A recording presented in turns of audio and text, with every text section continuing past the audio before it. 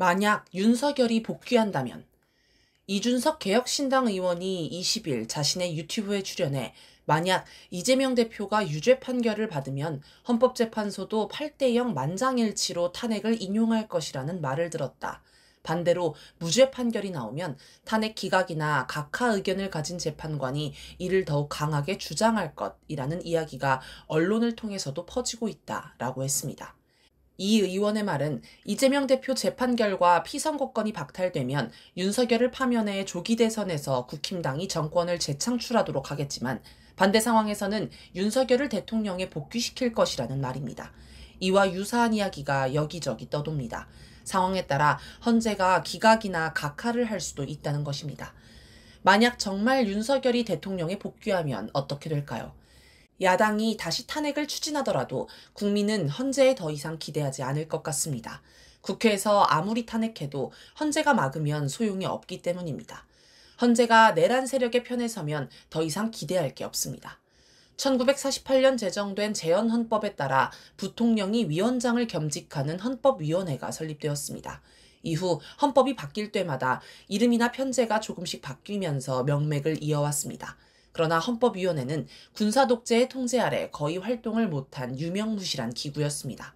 1971년 당시 위헌 심판권이 있던 대법원이 국가배상법에 관해 위헌 결정을 한 적이 있습니다. 이에 박정희 정권은 1973년 전국 법관 보직 개편 때 위헌 결정에 참여한 판사 9명을 모두 재임용하지 않아 사실상 해임해버렸습니다. 이후 겁을 먹은 대법원과 헌법위원회는 단 한 건도 위헌 심판을 하지 않았습니다. 1987년 수많은 국민이 전두환 군부 독재를 몰아내기 위해 최루탄과 백골단 쇠파이프에 맞서 싸워 기어이 직선제 개헌을 쟁취했습니다. 동시에 헌법을 지키기 위해 헌법재판소도 독립기구로 설립했습니다. 그런데 국민의 피땀으로 만든 헌재가 헌법 수호 의지가 없다. 스스로 자기 존재 이유를 부정한 국가기관에 뭘 더 기대하겠습니까? 국가기관이 국민의 뜻이 아니라 특정 개인이나 세력의 뜻에 따르면 국민이 직접 나설 수밖에 없습니다. 지금까지와는 비교할 수 없는 윤석열 퇴진, 윤석열 타도 운동이 폭발할 것입니다. 우리 역사에는 정권 퇴진을 요구하는 항쟁이 많이 있었습니다.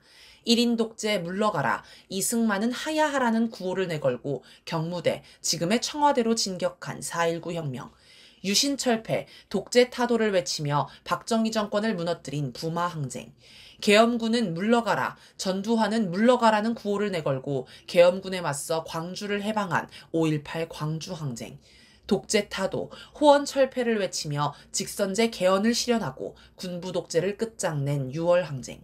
모두 정권의 총칼 앞에서도 물러서지 않고 압도적으로 많은 군중이 들고 일어나 세상을 뒤흔든 민주주의 항쟁이었습니다. 만약 윤석열이 복귀하면 다시 한번 항쟁의 불꽃이 타오를 것입니다. 부마 항쟁과 5.18 광주 항쟁처럼 죽음을 두려워하지 않고 6월 항쟁처럼 남녀노소 전 국민이 하나 되어 4.19 혁명처럼 용산 집무실로 한남동 관저로 진격할 것입니다. 항쟁이 벌어지면 윤석열은 강경 진압을 명령할 것입니다. 극우단체도 모두 나서서 충돌과 테러를 벌일 것입니다. 어쩌면 5.18 광주 학살과 같은 학살극을 시도할 수도 있습니다. 그렇게 된다면 우리 국민은 헌법을 수호하기 위한 국민 저항권을 발동하게 될 것입니다.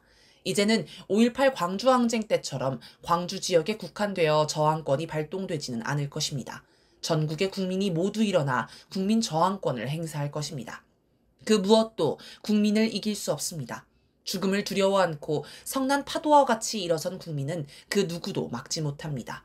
국민이 나서서 패배한 역사란 없습니다.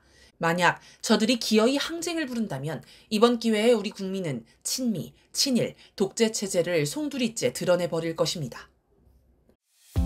1급 체제에서 다급 체제로 급변하는 국제사회. 알아야 살아남을 수 있습니다. 주권연구소가 준비한 북중러 신세계와 미국의 몰락. 주요 인터넷 서점에서 구입할 수 있습니다.